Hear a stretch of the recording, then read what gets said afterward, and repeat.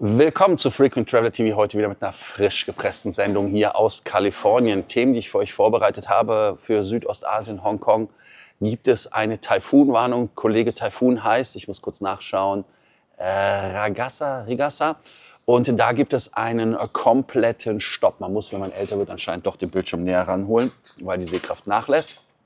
Heißt also, Moment, so, da haben wir es. Dann Lufthansa-Piloten drohen mit Streik, Jens Ritter warnt. Lufthansa gibt auch bekannt, was die ganze Chose kostet. Dann gibt es Johannes Theissen, wird neuer Aufsichtsratschef bei Lufthansa. Ich habe irgendwo gelesen, der neue Mann fürs Grobe. Auch interessant. Wir haben Lufthansa blockiert Singapore Airlines Direktflug Genf-Singapur oder Singapur-Genf natürlich im Vorhinein. Da sieht man, wie die Lufthansa der Star Alliance nicht nice spielt. Erklärt vielleicht auch SAS Erfolg im Moment. Also irgendwie, wir haben hier in Los Angeles, und deshalb bin ich gerade im Seminarhotel, Leute, die mit SAS aus Kopenhagen nach Los Angeles geflogen sind und die happy waren. Also das heißt, Preis-Leistung hat gestimmt. Ja, London Gatwick erhöht grünes Licht für eine zweite Start- und Landebahn, milliardenschwerer Ausbau. Gucken wir mal, ob es bei der Landebahn bleibt. Vielleicht brauchen sie auch ein neues Terminal, weil das Ding ist ja voll wie Hölle. Was bedeutet das für British Airways? Virgin Atlantic. Schauen wir uns an. Und nochmal News aus der Meilenwelt. United Airlines, da gibt es Meilen, die verkauft werden. Da gibt es eine Art Last Call. 100% Bonus, den gibt es nämlich nur noch bis zum 23. Dezember. Und das ist ja quasi morgen, oder? Habe ich falsch gerechnet? Ich glaube schon. Ne? Also, ihr denkt dran, den Kanal zu abonnieren, die Glocke anzumachen, ein Like dazulassen, aber auch ganz, ganz wichtig, dass ihr da am Ball bleibt und aufs School kommt. Der Taifun Ragasa. Da gibt es in Südostasien komplett Stillstand. Dieser Taifun wird erwartet, dass er in den nächsten Stunden an Land kommt. Travelers to from various destinations in Southeast Asia are well advised to constantly check their flights. Warum? Weil Flüge eingestellt werden. Aus Sicherheitsgründen natürlich 36 Stunden keine Flüge ab Dienstag 18 Uhr bis Donnerstagmorgen. Cathay Pacific hat über 500 Flüge gestrichen, auch den aus Los Angeles nach Hongkong. Wiederaufnahme ist erst am Donnerstag. Flights at Hong Kong Airport will be heavily disrupted for 36 hours from Tuesday evening to Thursday morning. Also das heißt, morgen ist Heckenbrand angesagt. Ich habe noch in meinem Ding stehen 24 bis 36 Stunden, aber das ist ja etwas weniger. Wir haben hier in Los Angeles 7:30 Uhr morgens. In Deutschland könnt ihr umrechnen 9 Stunden vorher. Heißt also Hongkong noch viel vorher. Ihr merkt, es bleibt spannend. Ja, die Public Situation ist natürlich, alles schließt, Flughäfen, Transports, Shops, alle bereiten sich darauf vor, auf das Thema. Reisende werden oft vor diesem Totalstillstand natürlich überrascht, weil man nicht zuhört, weil man sich da keine Gedanken drüber macht oder weil man es einfach verdrängt. Ihr solltet halt wirklich gucken, dass ihr einen Hotelaufenthalt verlängert, nicht dem Sturm versucht zu entkommen, weil das schafft ihr irgendwie nicht wirklich mehr, ist zu spät. Und I would prefer to postpone my travel rather than chance it. Genauso sieht das aus. Also wer noch nicht dorthin ist, sollte das ganz tunlichst unterlassen. Und wer da ist, sollte sich dort darauf einstellen. Ja, würdet ihr euren Flug umbuchen, in Hongkong abwarten oder versuchen, noch schnell auszufliegen? Da wäre ich mal gespannt, was ihr dazu sagt. Thema Nummer 2 ist Lufthansa-Pilotenstreik. Jens Ritter warnt halt, weil die Urabstimmung läuft und das für die Lufthansa Kosten hat. Piloten von Lufthansa, Lufthansa Cargo können bis zum 30.09. Streikmandat erteilen. Die Forderungen sind 2.400 € monatlich mehr in die betriebliche Altersvorsorge pro Pilot, also nicht in das Gehalt. Und der Verlust ist im Moment bei der Lufthansa Classic 274 Millionen €. Und der Lufthansa-Konzern, der Teilkonzern von minus 307 Millionen €. Ja, Zitat, wir haben nicht ansatzweise das Geld für weitere Verbesserung oder der ohnehin schon sehr guten betrieblichen Altersvorsorge. Also hier sind 3 Sätze drin. Man hat keine Knete, man hat eine Altersversorgung, die gut ist und Nummer 3 ist, haltet die Fresse. Das ist jetzt meine Interpretation. Sorry, wenn ich da so hart bin. Ja, die Konsequenzen sind natürlich wieder Merkel-Deutsch, alternativlos, das Turnaround-Programm. Ja, natürlich ist das Turnaround-Programm alternativlos, da gibt es keine zwei Meinungen, aber man muss halt gucken, wo man spart, ob man weiter am Kunden spart, weiter an den Leuten spart. Weil interessanterweise Delta Airlines, und ich empfehle immer wieder die 100 Jahre Geschichte von Delta Airlines zu sehen, auch von Ed Bastian, der das sehr schön vorgetragen hat. Delta Airlines hat in der Krise die Passagiere verwöhnt, indem man nämlich, ja, was hat man gemacht? Das Personal mehr Geld gegeben hat, damit sie happier sind. Also das heißt, man hat dort eine Kultur eingeführt, die bis heute nachhält, und vielleicht ist das manchmal nicht verkehrt, dass man Geld in die Hand nimmt, um die Leute glücklich zu machen, die Passagiere glücklich machen, und dann brummt das Geschäft auch. Einfach nur so also nicht 1:1, aber sicherlich kann man sich daran angehen. Ja, weiter ist es dann so, dass die Reformen bei der Lufthansa Classic alternativlos sind, dass man da halt wirklich die Milliarden sparen möchte. Das Szenario ist, dass bei Erfüllung der Vereinigung Cockpit-Forderung 228 Millionen Euro Kosten pro Jahr bei der Lufthansa auflaufen. Und das ist natürlich ein Riesenproblem. Wichtig ist auch, dass man dort natürlich damit droht, dass man Flugzeuge in profitablere Bereiche verlegen könnte. Profitablere Bereiche sind natürlich die neue Lufthansa City Airlines, oder aber auch vielleicht redet man von der ITA, man redet von anderen Fluggesellschaften, die halt billiger produzieren, Discover, um hier nur einige zu nennen.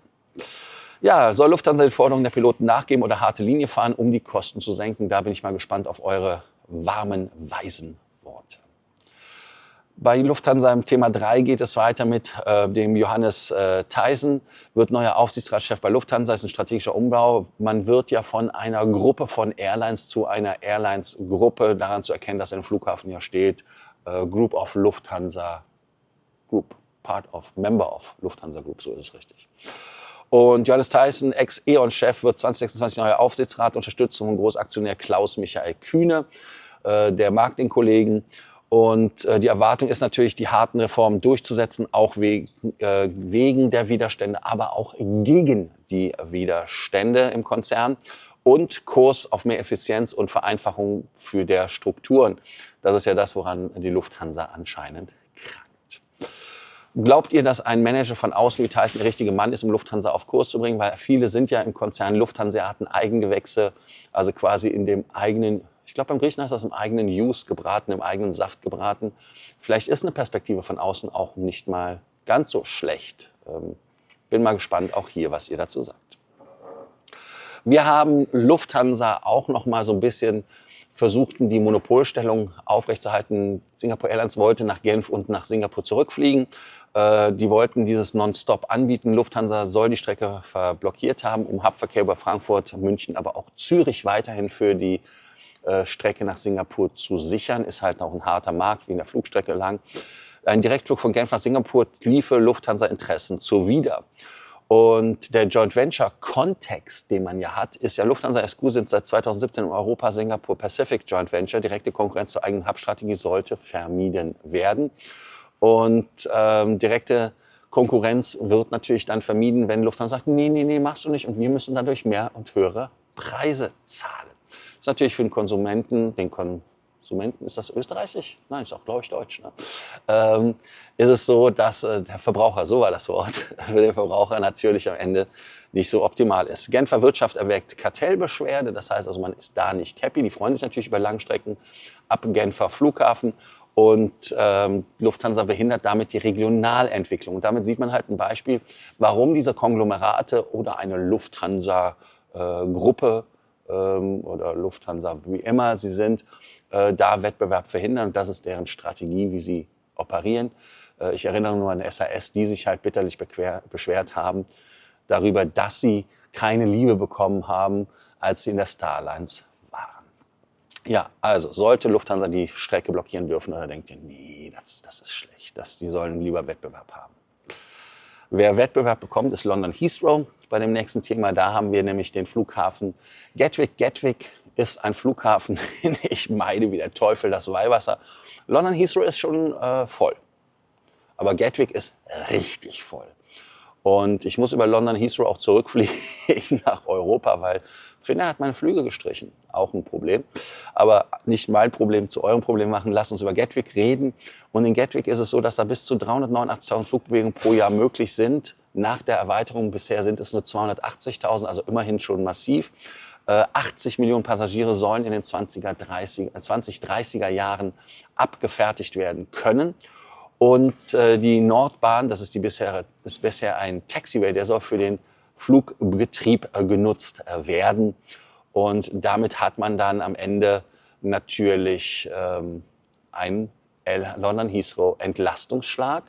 Und British Airways, wenn sie genug Flugzeuge bestellt haben, können das ja benutzen. Oder vielleicht Virgin Atlantic. Also das heißt, vielleicht für den einen oder anderen interessant. Was natürlich doof ist, wenn man den Flughafen wechseln müsste innerhalb von London Heathrow nach London Gatwick. Das ist natürlich auch immer wieder eine Katastrophe. Also die Frage ist, wachsen auch die Terminals mit? Das wäre so die Sache. Und wie werden die Meilen angebunden im Fall eines Wechsels?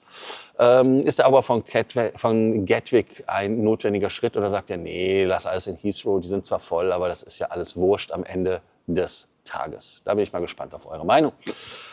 Und natürlich United Airlines Meilenkauf, nochmal so eine Art Last Call. Die verkaufen mit 100% Bonus bis zum 23. September.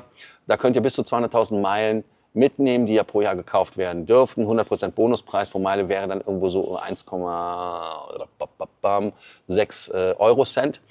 Und lohnt sich halt vor allem für Business-First-Class-Prämien, die ihr mitnehmen könnt auf teuren Strecken, logisch. Ne? Und man muss halt natürlich gucken, dass man diese auch dann findet, aber das ist relativ möglich, wenn man flexibel ist.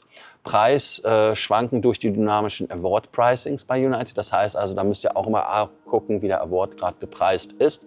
Meilen sind übrigens nicht erstattungsfähig und diese Bonusaktion, wenn man die Meilen braucht, wenn man einen Use Case hat, ist natürlich nie verkehrt.